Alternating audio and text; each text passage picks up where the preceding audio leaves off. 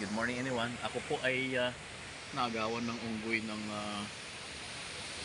merienda dito sa Esteria Falls. Kinakain niya, enjoy na siya. Tingin-tingin pa siya. Although bawal talaga yung monkey feeding, pero biglang inagaw niya eh.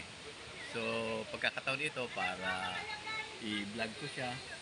Nakita na ng mga kasama ko. Hindi nabantayan.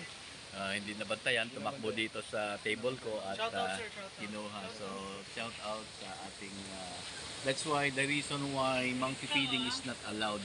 Kaya sabi ko kanina kay sir, sabi ko sigurado may monkey dito. And then inagaw niya dito sa lamesa.